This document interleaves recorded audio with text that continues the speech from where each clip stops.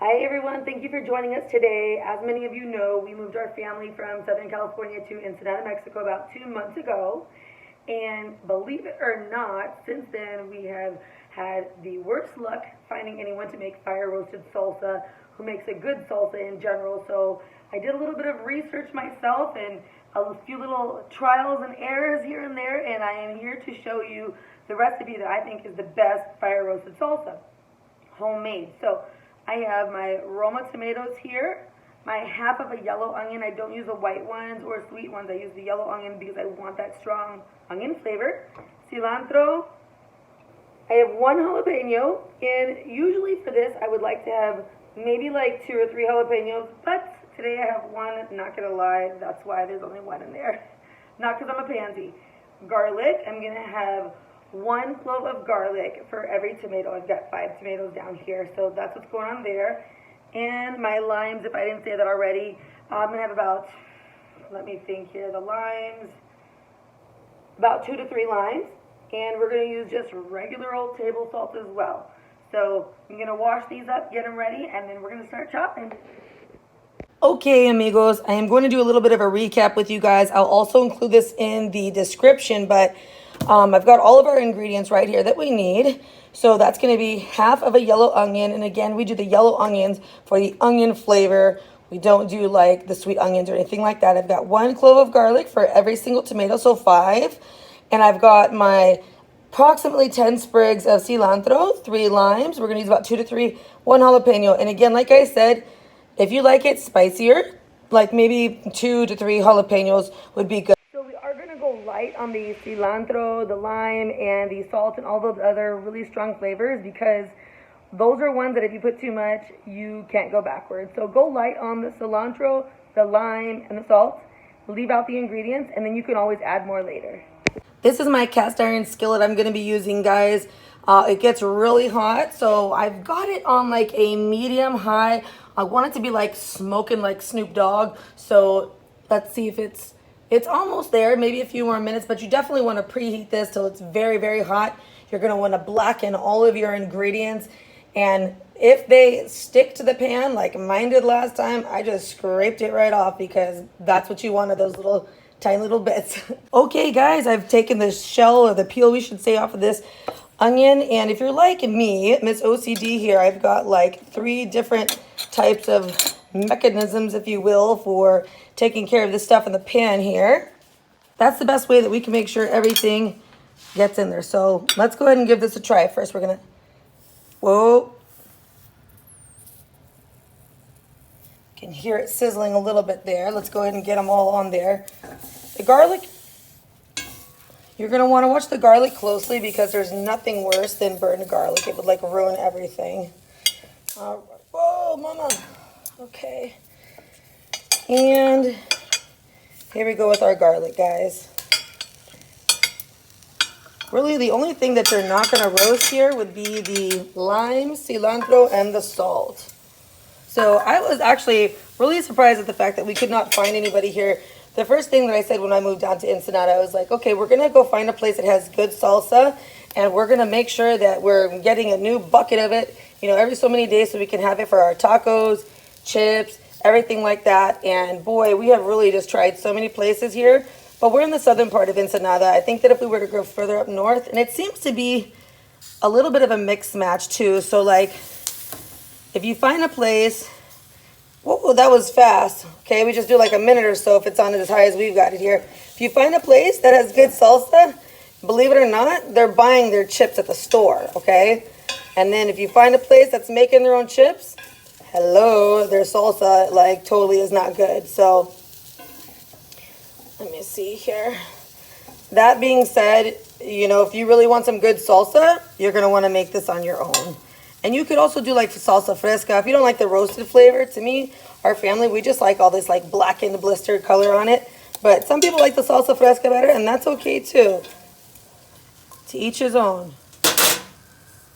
Okay, amigos, so I'm going to let this roast here a little bit, kind of turning it every minute or so, making sure that it doesn't get too overly cooked and burned, but we definitely want like this blackened look all over everything. It's probably going to take about, I would say 15 to 20 minutes. You do not want to leave this unattended. Make sure you've already checked on your dogs and your kids. Your kids and your dogs, I should say that in the correct order before you get started roasting these because it will get black fast. Let's check on our onion because I can smell it. No, not yet, but it is smelling good. I might want to add a little bit more too. We're like onion fans here in this house. All right. There we go. You hear that crackling? That's a good sign, guys. So if you guys have tried this at your house and you have any tricks that are a little bit better, like I want to try this, making it directly over the fire instead of in the pan. Maybe trying it with some oil instead too, so it lights up a little bit better if you're doing it on the fire. If you guys have tried that before, let me know in the comments how you do that because I would love to try that and maybe even make a video of how to cook it like either on the grill or, you know, here in Mexico, a lot of people, they just cook right here on the gas stove. So that would be a fun little adventure we could do together.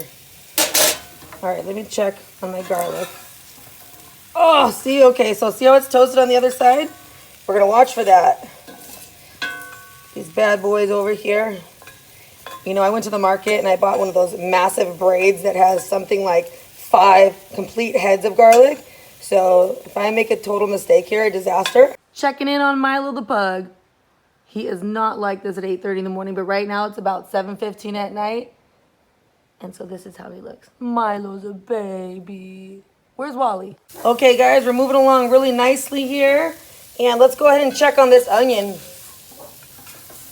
Little peek, it's looking good. Okay, we're gonna flip that right over. Try to get the other side. These sides of these tomatoes are actually doing pretty good. We're probably just gonna have a few more minutes on those. How's our jalapeno doing? As you can see, I've already pulled out the garlic. I don't wanna play games with that garlic. That's looking good too, guys, both sides. Maybe we can get just like the side done there. This is Wally and Milo here. Wally is our almost 3-year-old lab. And this is Milo here. He is about 8 months old, our pug. So you guys can hear all that sizzling we got going on there. That's a good sign. Some of these tomatoes have let us know that they're ready to be done.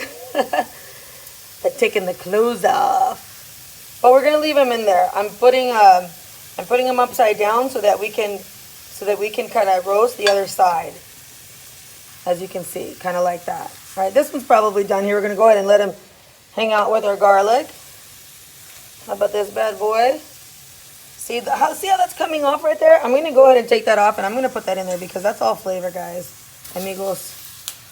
Okay, there's that one there.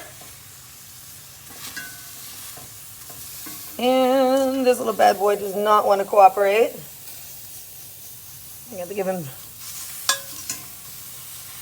put some shoulder grease into it. And I'm going to tip this over because, you know, as you can imagine, it's like, there's the onion. And of course it doesn't want to, you know, participate and cooperate too much. So maybe just hold it over a little bit because you do want to get them nice and cooked. And our tomatoes are steaming too. Whoa, it just popped.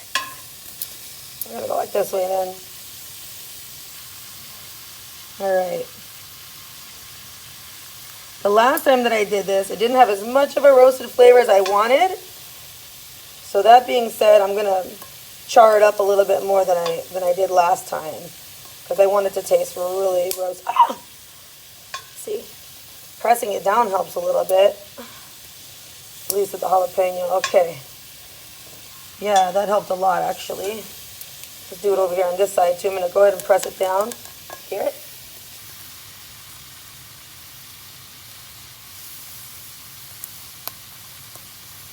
All right. Maybe a little bit more at the end. Wow, guys. Okay. I learned something new today. Pressing down the jalapeno roasts it a lot faster. So I'm pressing it down a little bit, guys. We're going to get it done.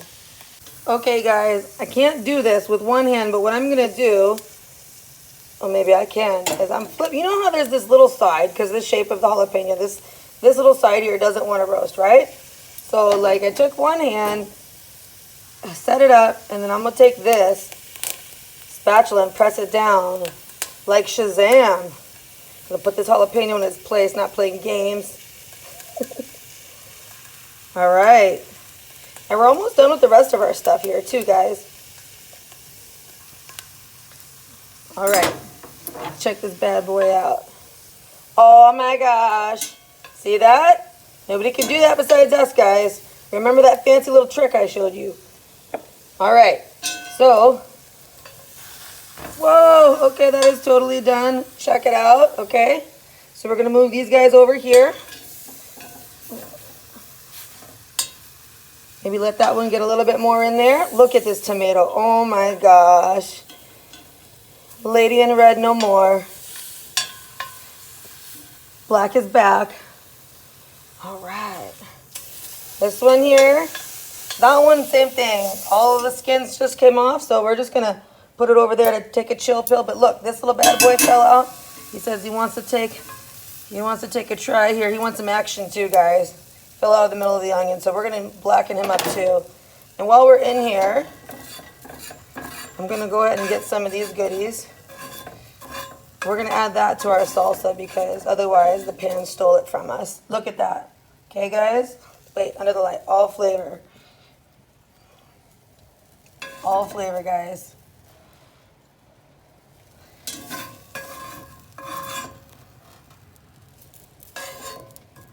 This is like, you know, a lot of us, we do this when we're cooking other things, like our soups.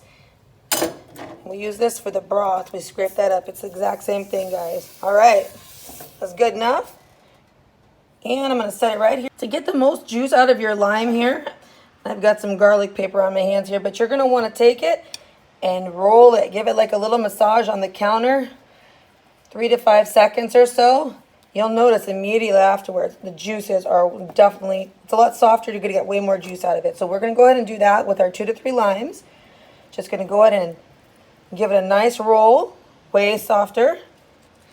And then we are just about ready to get this in. I've already taken the top off of my jalapeno, chopped it up into 3 pieces. I'm going to slice up these limes and we're ready. So you may have noticed the limes that I have here are super tiny. They're not regular big limes like you would find in the United States. These, I think in the US, they would call them key limes, I believe. We got them at the local market here in Ensenada, and those are the limes that they sell.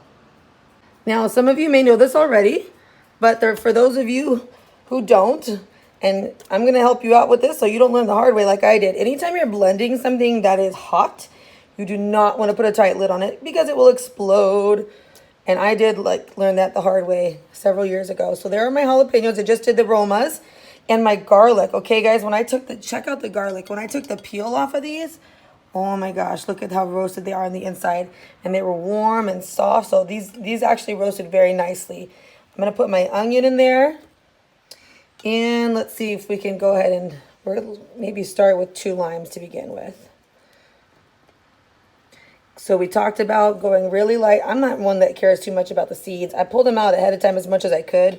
But if we get a few of them in there, it's not a big deal. All right. So there we go with the 2 limes. 2 full limes, okay? And then some people do the whole cilantro. Our family does not like the stems, so we pull the stems off of ours.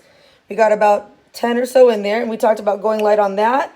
And then I've got my then I've got my table salt here, guys, okay? So like I said, we are not going to put a tight lid on this. This has got the hole open it. And by the way, I am using a glass blender, okay, guys?